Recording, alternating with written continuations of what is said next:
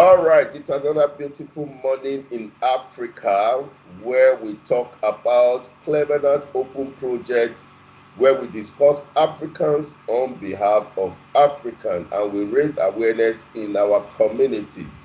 Yes, today's topic it's going to be the effect of entrepreneurship education in good governance and sustainability development. Now I have two guests that are experts. One is a leadership coach, and the other one is a world class performance strategist. In fact, today is going to be full of great discussions. So it's going to be great, and I believe the discussion is going to be so helpful to our audience this morning. So I welcome you, guests.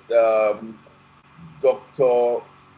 Abiola, welcome to the platform. Thank you. Thank you for having me. It's an honor to be here. Great. And I also have Dr. Kayode. Welcome to the platform. Your mic, check your mic. Is it on? We can't hear you. Okay. Yes. Okay. It's a pleasure. It's a pleasure to be here. Thanks for having me. I'm grateful. Okay, great. So, Dr. Abiola, can you just introduce yourself? Let people know who you are. Okay. My name is Abiola Salami. I'm world-class performance strategist. What does that really mean to be a world-class performance strategist? That means that my interest is in working with leaders to improve their performance. And I've done this for 12 years now. I've done this for 12 going 13. And the organization is called and all we are dedicated to doing is accelerating peak performance, driving the culture of peak performance all over Africa. We work with That's interesting. some of the biggest brands around. We have a platform called the Peak Performer that we also use to project our work, in all that we do. So it's great to be here. I look forward to the conversation. You've not added the champion to it. I've not heard about champion because I know they call you Abiola champion. So I mentioned that the organization is Champ. So it's actually Champ. We shortened Champion, to Champ. Okay. And it's a through Yes. organization that would drive all the work we do in building a culture of peak performance in Africa. And the champ came into the name because we're always talking about people rocking their world like champions from the beginning. And then so people just added the champ to my name, and then I embraced it fully. Yeah. I want to be a champion like you. That's You are. interesting. Yeah, that's interesting. Okay, Dr. Kayode, nice having you. Can you also introduce yourself, please? Okay. Once again, I appreciate your invite. My name is Dr. Adeogun Kayode. I'm a certified leadership coach, and also a corporate trainer and career counselor too. All right, that's interesting. Okay, so um, of course, we all know the topic that we have today that says the effect of entrepreneurship education in good governance and sustainable development. Of course, we all know what is happening. We said the case study in Nigeria, we know what is going on. So, what would be your input, or what will you talk about this topic? Let me also let our audience know that you can watch us on Facebook Live, then you can also watch us on YouTube Live. We are live on those two platforms. Okay, let me come to Dr. Abiola. What did you see concerning the topic? What can you say concerning the topic? On thank you very much for that question. Um, it's an interesting topic, Hmm. especially looking at where we are right now on the continent. Yeah. Let me say that where we are right now is where we have always been in the past 40 years. Hmm. So actually nothing new. Hmm. Um, we continue to see the revelation of what has always been. Uh, it sounds because we are experiencing another repetition of it, but it's been the same over the years. And even if we check back to just 25 years ago, when this new dispensation started, when we got into we got into book on the 29th in 1999. If we look at the trend from there, uh, quality of leadership has been on a downward slope. And this is a non-conversation. This is a non-biased. It's just to look at the number. What's the quality of leadership is very. And when we say the quality of leadership, we're talking about the quality of leadership performance. And we say the quality of leadership performance, we are talking about the results of leadership. You know, uh, I don't, I don't think that there's been any sector that has been on the upward slope since 1999. And I'm taking it from 1999. I'm not even going back, to the military era. Just taking it from 1999. There's no one single sector that we can say uh, that has been on the upward slope due to leadership performance, rather downward. You want to look at education, you want to look at security, you want to look at the economy, whatever metrics you're using, it's on the downward slope. So while this is the reality, and for the most part, entrepreneurs don't have control over that. Entrepreneurs don't have control over the economy. Entrepreneurs don't have control over government policy. Entrepreneurs don't have control over the harsh conditions, that we found ourselves. Control that downward slope and raise it up. And so it is important for entrepreneurs to continue to give into leadership education and enterprise education so that we continue to learn and acquire the cutting edge skills and knowledge and inspiration, to continue. Part of education is inspiration, because just telling us that move it this way, do it that way, is actually not sufficient. We also need a bit of inspiration, by paying attention to listening to stories of those who have succeeded in spite of it all. And when we are listening to those stories, also, it's important to reinforce the importance of integrity, because nowadays anybody can achieve anything, can do anything, to make it and becoming the new kid on the block. And it's important that we emphasize the place of work ethics, and integrity as well, or else we continue to create a chaotic society. So it is educational.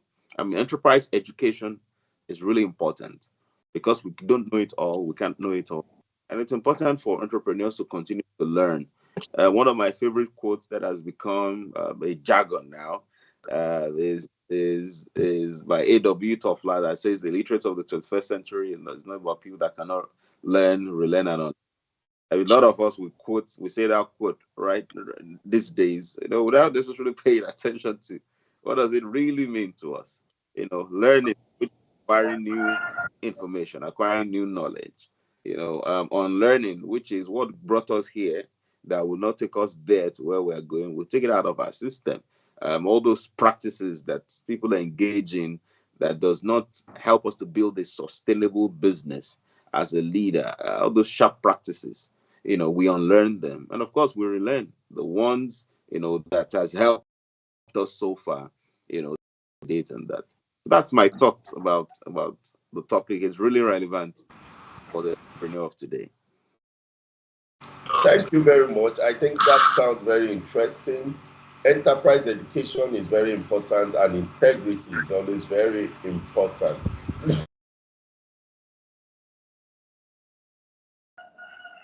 Now you are muted. Sorry. Uh, there's a saying that says school is a scam, and we are talking about enterprise education in good governance and sustainable development.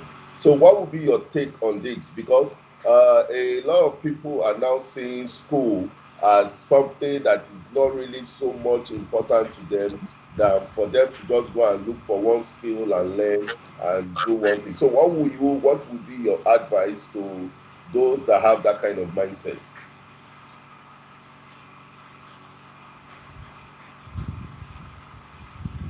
That's Mr. K is for you. uh, Dr. K. Oh, okay, okay. Oh, so sorry. I thought it's a continuation of the previous question you asked. No, I want to make it Okay, different. I'll still that's come fine. back to that. Okay, that's okay. Well, I would want to emphasize the fact that the topic is an interesting topic because for us to have a good governance in Nigeria and in any society with particular focus on Africa, we need to be accountable. Our government needs to be accountable. I'm happy that Mr. Salami emphasized that. The importance of the leadership cannot be overemphasized. John C. Maxwell, in his book, The 21 Irrefutable Laws of Leadership, emphasized that everything rises and falls on leadership. So if our leaders are not up to task, I'm not using this platform to tongue lash any government, but the fact remains that if there's no good governance, good leadership, the people will complain.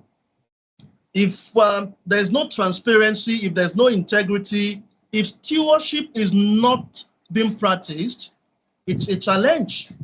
So now to the question you ask. Um, yes, we've heard this over time that school is a scam, and the simple reason for that is not far-fetched. The understanding is the society is not promoting good governance, for example, that involves being a person of integrity. People that occupies, for example, position of authority, they are not living by good examples. Imagine a government official embezzling huge amount of money, and apart from that, is not being accountable for every activity, for every actions and inactions he was involved in while in government.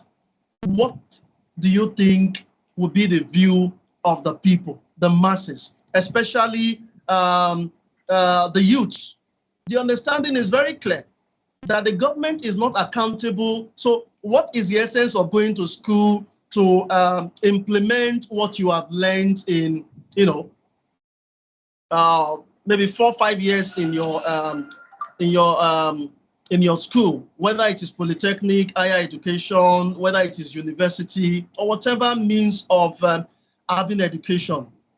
So if there's no accountability, if there's no transparency, if the people occupying a position of authority are not of people of integrity, that cliche, that saying that school is a scam would always continue to be emphasized or pronounced by the citizen. So government are expected to, like I mentioned, to be of good leadership. And being of good leadership also involves that the government needs to take care of the people. Um, John C. Maxwell also emphasized in one of his books that people don't care how much you know until they know how much you care.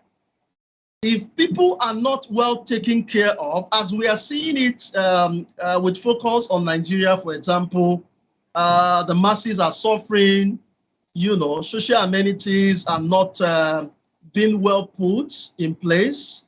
Job creation is suffering, as we can see it. And looking at what it's obtainable in Nigeria, the role of entrepreneurship in the economic development cannot be overemphasized. The question is, the government, are they putting in the necessary efforts to make sure that the economy is friendly, that the environment is also friendly for small-scale business owners to thrive. If all these are not implemented or are not being put in place, or necessary actions are not taken when things are going haywire, that simply will create a wrong impression in the minds of the youths, especially that school is a scam. So in a nutshell, to me, school is not a scam. It is not a scam if the government put all the necessary things in place to erase that impression in the minds of the youths. Yes, we have established the fact that entrepreneurship plays a vital role in the economic development of a country with context to Nigeria. So the population is there alone, the natural resources are there, but how are our leaders, how are they using the resources that are available?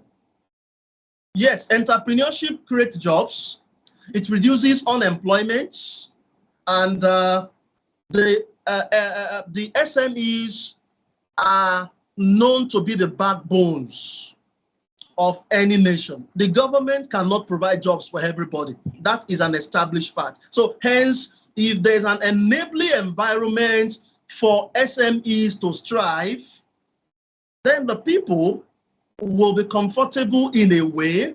Now take note, they will be comfortable in a way because they have an enabling environment to practice what they have learned in school. That is for the youths. And for others too, who are not well educated, if they have a job that can take care of their basic necessity, then it becomes much more easier for them to manage whatever the situation they find themselves. So school is not a scam, and the understanding should be very clear that the government should provide good governance for the economy to strive and for the people to enjoy um, the um, the resources All that right. are That's available. interesting. So I guess is the mindset that people have from the bad governance that made them to bring out that word school is a scam from what you have just said. Am I correct? You are right. All right. That's true. Okay, interesting. That's great. Okay, let me come back to Dr. Abiola. You are a world class performance strategist. Now, we are lacking leadership in Nigeria. What are the things you think we can do, or what are the advice you think can be put in place? Because, of course, this period is not friendly at all. People are suffering, and dollar is going up every day. And the more dollar goes up, the more commodities, the item, the food stuff, everything is going up. So, what can be done? What do you think can be done on this issue? Great question. Thank you. And thank you to Dr. Adeogu for his contributions as well. What I would like to say in response to this question is for us to understand the place of consolidating our resources. Consolidating our resources. What we do most times in situations like this is we disperse our resources. And the number one resource is our energy, right? The energy, each individual that we have, the strength that we have, also our intellectual capacity, and then whatever our time as a third one, and then number four is money. Money is not the first resource we have. Our energy, our intellectual capacity, our strength, and then money. Now, why am I saying we should consolidate our strength? Yes, consolidate these resources. It is because as this issue is happening and it will get worse, because it's been getting worse since 1999. And again, I'm not going back. Is that we complain about it. So we use our energy and our intellect. You need to see two intellectual people analyzing what they are going through. They talk energetically. They do all the economic analysis depending on how educated they are. They talk and talk and talk and talk and talk about it. So we waste energy complaining. We waste intellectual capacity analyzing. We waste our strength, and we waste money at the end of the day. So what are we supposed to do? I've mentioned what we should not. I've mentioned that we should consolidate our resources and not disperse it. How do we consolidate this resource? It is by understanding that we should focus on what we can control and not what we cannot control. We should focus on what we can control and not what we cannot control. We cannot control what we are going through as a nation, as an individual. An individual citizen cannot control what he is going through, but the individual citizen can control how he or she responds to what he or she is going through. So the first thing we want to ensure we don't is complain. And it is the natural and the easy thing to do to be complaining. When we do that, it aggravates our emotions and it will lead us to behaving in ways that will not help us to achieve any goal. Right. So we don't want to complain. Are we pretending by not complaining? No, it is not pretense. We're just consolidating our resources so that we can this energy, this intellect, this wisdom, and whatever the small money we have into a productive venture that will fetch something back to us. I have never seen anywhere where complaining led to productivity. I have never seen anywhere where aggravation led from what you cannot control that we are focusing on most times, how it helps anybody to improve, how it brings money to anybody's account, right? So the first thing we want to do, like I said, is to ensure we consolidate our resources by not using them, complaining, um, fighting other people, antagonizing, bickering, having all those ethnic and tribalistic and religious sentiment inspired conversation, pointing finger that, oh, when our own person was there, or when your own person is there, all of those conversations, we want to avoid those so that we can put these resources into productive ventures. Now, when we stop complaining, stop finger pointing, stop bickering, we have enough space in our mind to even think about how do I get out of this situation? What productive engagements can I take on to make sure that, yes, as the economy is getting worse, I can still put my family in the right place. I can still put myself as well in the right place.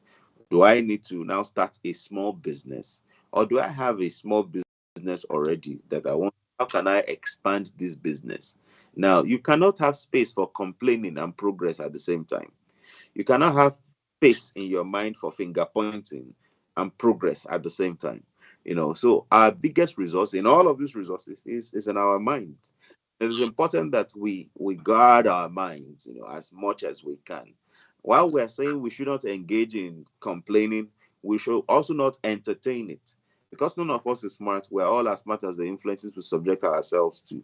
The more we entertain those things, the more it gets into our minds, and the more we lose power and we think we cannot do anything about our situation. And you find people committing suicide, and you find people, kidnapping. Yeah, we find people doing all forms of vices to get by. So we consolidate our resources.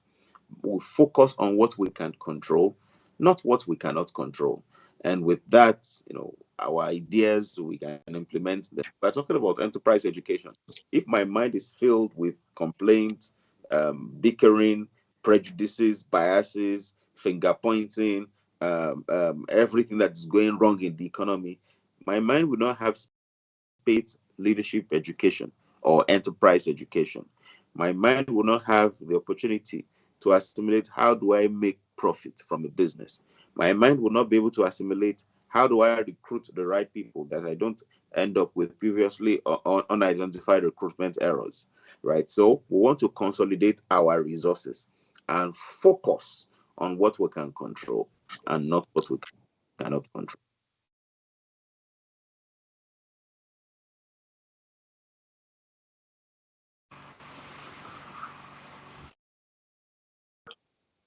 Yes, sir. All right.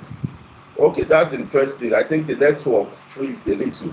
All right. So I know you talked about that we should stop complaining and take action. I think that's exactly what we need in this country. A lot of people make a lot of noises and nothing to be, we don't have anything to show for it. That's the problem we have. Now, let me divert a little bit now.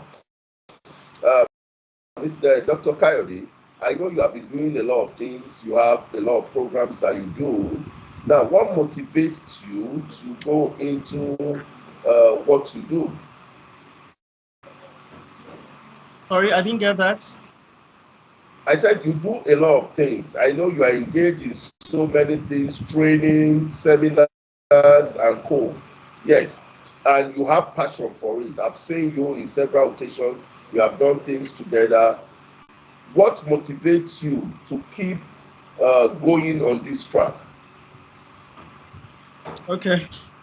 Simply put, yes, there are so many opportunities that I have around me. But in specific terms, what motivates me to go into what I do, first is my love to impart humanity. Yes, my humanity, seeing that people are struggling, it's like you are an expert in swimming and you see somebody, an amateur who struggles to swim, and you come to the person's rescue.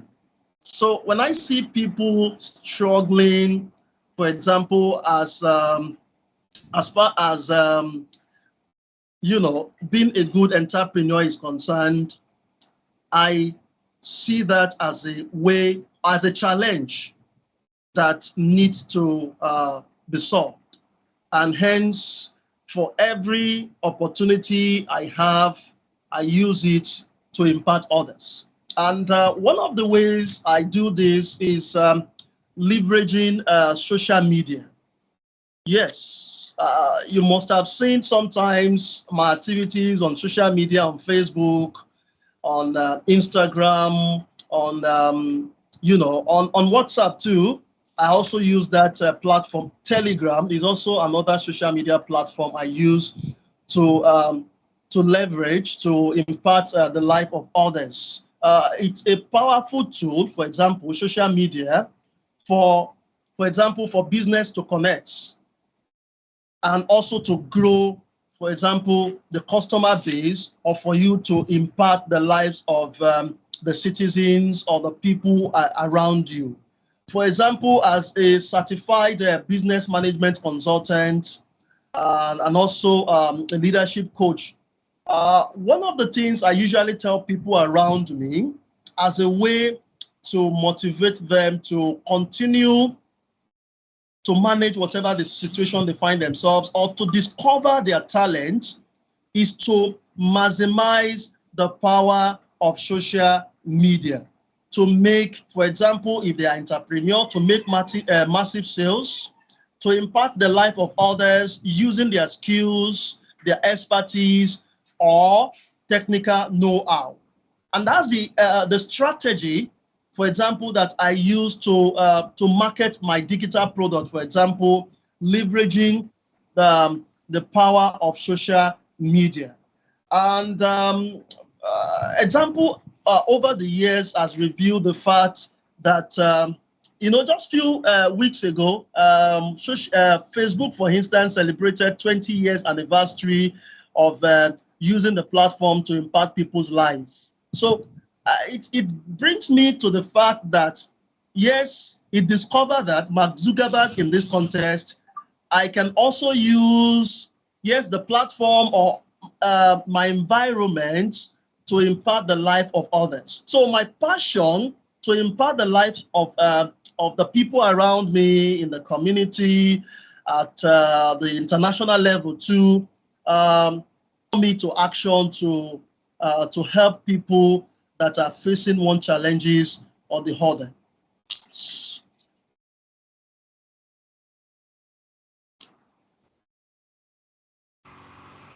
Hello.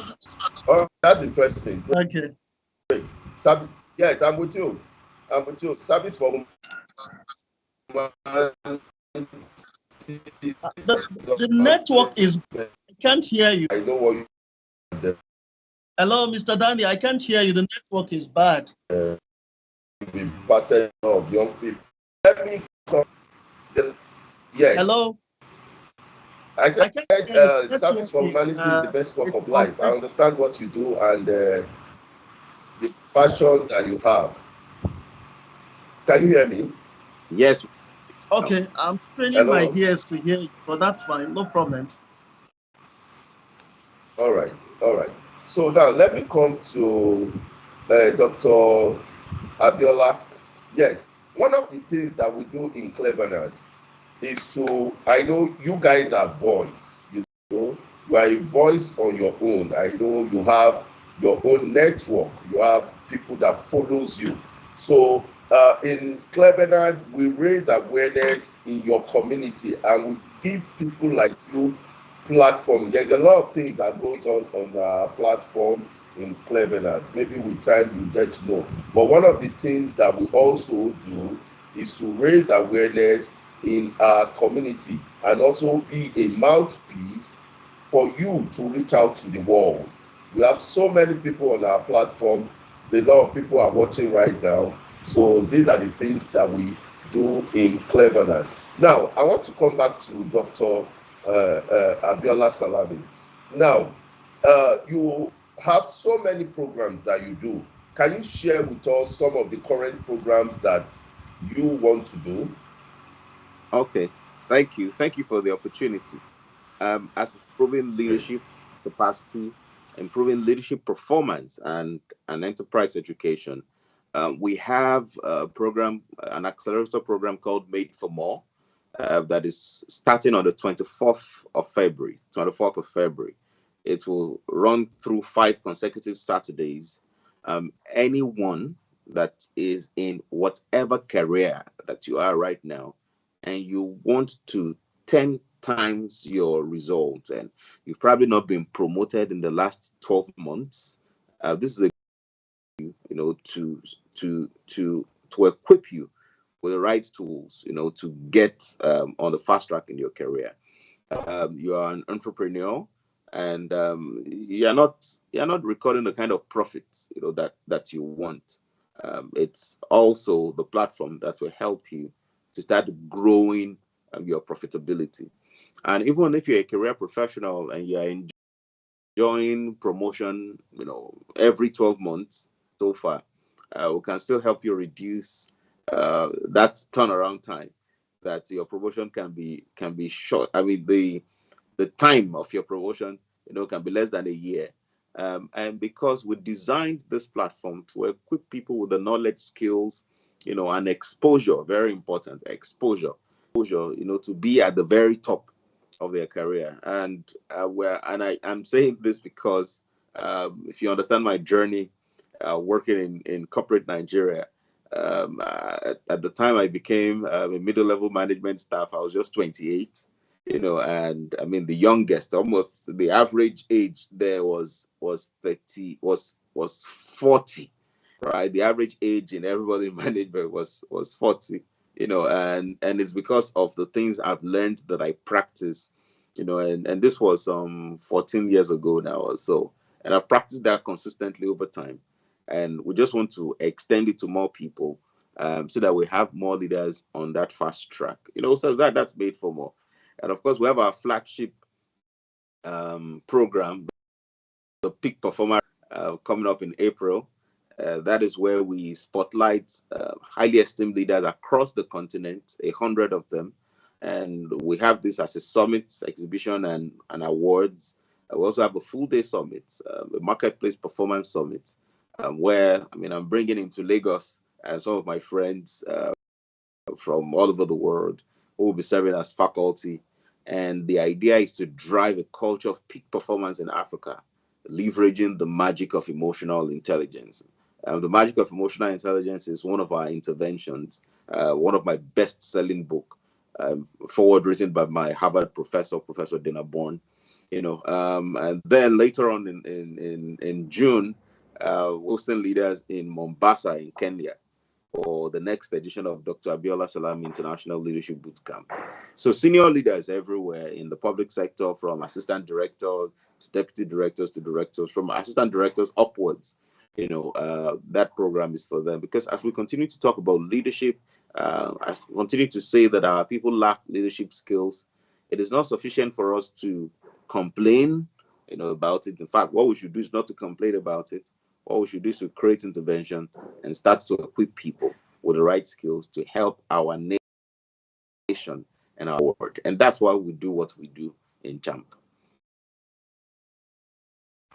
Interesting. Of course, I know you are a global leader, and Clevenard today is because I've seen your work everywhere, and people are always around you for every program that you do. And Clevenard is there to partner with you to help you. Like I said, we raise awareness in your community. For the programs that you do, we can come there, cover the program for you and put it to the world, and the whole world sees what you are doing. That's exactly what we do in Clevenard. We are based in Spain. My producer is in Spain.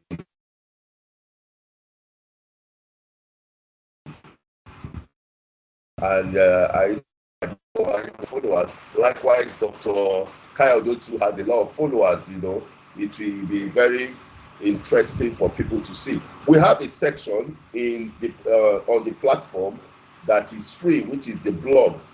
We also have places where you can place your events. It's a global thing. With time, you can go on the Clevenard. You see a lot of pictures that is there. Interesting. Okay, let me come back to Dr. Kayode. I know a lot of young people are looking up to you. What will be your advice to them? Sorry, can you take that again? I'm sorry. I said a lot of people are looking up to you. A lot of young people wants to be like you. What would be your advice to them? Okay, that's fine. Yes, challenges are everywhere, as we can obviously see around us. Yes, I want to advise everyone listening to me, but I have to start with our government, yes, and all stakeholders. Their role in providing good governance cannot be overemphasized. So if you have the opportunity to be in the hands of affairs, whether you own a private organization or you work with governments, the importance of provision of necessary trainings, as Dr. Salami emphasized, itemizing some of their programs. This is one way we can promote good governance. So I want to advise the government, the private organization, to continue to provide necessary trainings, necessary supports, advocacy, as you are doing. Clevenard is using this platform to advocate for good entrepreneurship as a way to promote good governance. So good advocacy and research are also needed too, to empower the citizen, one, to start maybe a startup platform in order to promote their ideas or the services they render, and also to grow and scale the global business. So the importance of continuous professional development, either by governments, by private organizations, cannot be overemphasized. Another important thing I also want to emphasize, with focus on today's topic, is yes, to reduce unemployment by the government and private organization. It's a huge task for the governments. Yes, things are not easy as we see it today, and private organizations are putting in their efforts too. So for good governance, the reduction of unemployment by providing the enabling environment cannot be overemphasized. Governments, private organizations must work together to create a more conducive environment, like I mentioned earlier. So private government partnership should be well strengthened. Yes, we have seen private organizations collaborating with the government or vice versa, but more attention should be given to this in order to promote good governance and hence strengthening our economy or growing the economy. Then having policies that give rooms for development cannot be overemphasized. It is not all about having policies. The implementation of the policies should also be given proper attention to. All right, and then of entrepreneurship in Africa, I want to advise that government of each country, Nigeria inclusive, they need to overcome the challenges, and this they can do, like I mentioned at the outset of my why I was making my presentation or responding to the question you asked, the importance of being accountable cannot be overemphasized. The importance of being transparent too. Well, we can use that interchangeably. Accountable, then being transparent in everything that you do cannot be overemphasized. And then I think this is also very important that I mention that yes, the economy is not friendly, but can you look inward on other areas, other things that you can do so that you can cushion the effects of the economy downturn? And this you can do by creating room for streams of income. In this Nigeria of our time, having one source of income, I must tell you, is like what somebody said, is suicidal. Because you cannot predict what the next minute offers. But when you have streams of income, it offers you the opportunity to have a soft landing if you are faced with difficult situation. So this is my advice to individuals, to corporate organizations, and with focus on our government, so as to ensure good governance. All right, thank you so much, Dr. Kayode. In 30 seconds, can you just tell us about your book?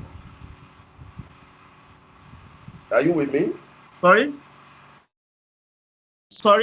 Say that again. Can you tell us about your book? In 30 seconds, okay. Can you tell us about your book? Okay. Yes, so far I've written 10 books. My recent book is Tap Into Your Resourcefulness. Tap Into Your Resourcefulness. It's a book that provides strategies for transitioning from paid employment to entrepreneurship.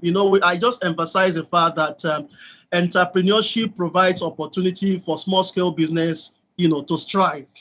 It's a 14-chapter book that that is well researched. There's a particular chapter that discusses that entrepreneurship is not for babies. The fact that you are an enterprise does not mean that you must be an entrepreneur. You can be a 9-to-5 jobbers and you still strive. So it's all about being creative. Then I also dedicate 3 chapters for Nigerian youths, how you can combine entrepreneurship and education. That emphasizes the fact that yes, school is not a scam. You can shuttle between education and entrepreneurship, and you will still strive. So that's basically what the book is focused on. So the approach used in the book recommends the book to consultants, to researchers, to startups, or anybody that wishes to have the entrepreneurship spirit. All right, thank you so much. I enjoyed that. Entrepreneurship is not for babies, and we have to be creative. That's interesting. Dr. Abiola, Yes. yes, I know you have many things that you are doing. Can you just tell us how people that are looking up to you, that want to be like you, what advice will you give to them? Um, what I would say is for all of us to know that the future is really, really interesting. And for us to play in that future, it is important that we take the necessary steps today, that we realize that we need to be more intentional about not becoming tomorrow what we condemn today, and not becoming tomorrow what we condemn today. If we are not intentional, we will become what we condemn today tomorrow. Many years ago, when we were younger, we were told that we were the leaders of tomorrow. And then we used to castigate those leaders that they are not doing well, they are corrupt, they don't care for people. We said all manner of things. Today, some of us are in leadership, and what we do is even worse than the complaint we gave yesterday. The reason this is happening is because while we were complaining yesterday, we were not intentional about working to ensure that we don't become those we complain about. So the future is interesting. There are opportunities ahead of us, but it's important for us to be intentional today about cultivating the right skills so that we become the right person. So when we get the opportunity in the future, we will not become what we complain about. That's interesting, and that's exactly what is happening to us today. That's exactly, we complain too much. Some of the words that we have said so far in the past is catching up with us today. So, well, also I want you to tell us about your book. I know you have written so many books. So about Okay. So I have a number of books. I think four for now. The first one is Get Mad. You Can Make a Difference. Released in 2012, and the forward written by my mentor, Dr. Christopher Collade. The second book is titled Who Says It's a Man's World, was written to encourage women. Forward was written by my auntie Mo Abudu. The third book is The Magic of Emotional Intelligence, that has targets that help all of us to apply emotional intelligence to achieve peak performance and advancement in life. That was the beginning of for me. you know. And then my latest one is still written for women. It's called The Peak Performing Woman's Companion. And anybody watching this, if you're thinking of a Valentine's gift for your wife or girlfriend or your mom or any woman in your life, you want to consider getting them a copy of The Peak Performing Woman's Companion. Women's Day is coming up in about 2-3 weeks. You may also want to use that opportunity, to get them a copy. Now, this is not just marketing. It is because of the feedback that people have come to share after reading the book. The lady that wrote the foreword for the book is a very senior corporate woman, the former chairperson of Access Bank, the first woman to be the chairperson of that bank, with many years of experience across different sectors. And one of the things she said to me when she read the book, she said she wished she read this book while she was growing up, in our formative years in corporate, not in teenage, maybe 20s or 30s or 40s. She said because there's some nuggets she saw. The thing. Hello. Hello. Yes, Okay. I can hear you. I heard hello. That's why. I Okay. can hear you. So that she saw the things she could have done differently, some decisions she made, things she could have done differently, and that's why she continues to recommend the book. So it's a really great book.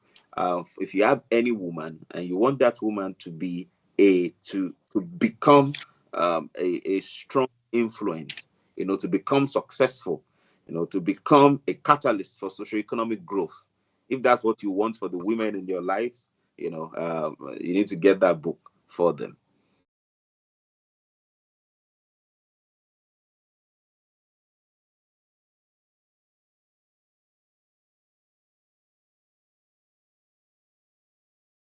It's muted. His device is muted. Well, while his device is muted,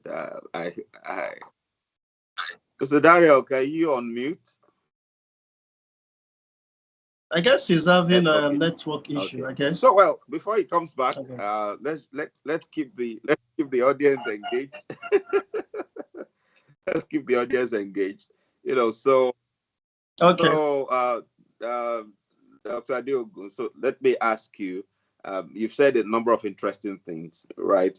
So people watching this now, how can they follow you? How can they get your books? How can they access, the great resources that you have to transform the— Okay.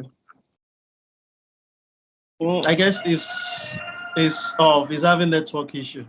Okay, I heard that very clearly. Yes. Once again, my name is Dr. Adeogun Kayode.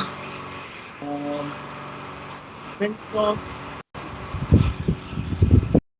the power of social media. So I'm across all the social media platforms. On Facebook, my name is Adeogun Oluwakayode, and this applies to my Instagram. It Yes, applies to I'm back. Instagram and Yes, I'm also back, man. my LinkedIn too. Okay, fantastic. All right, all right. So,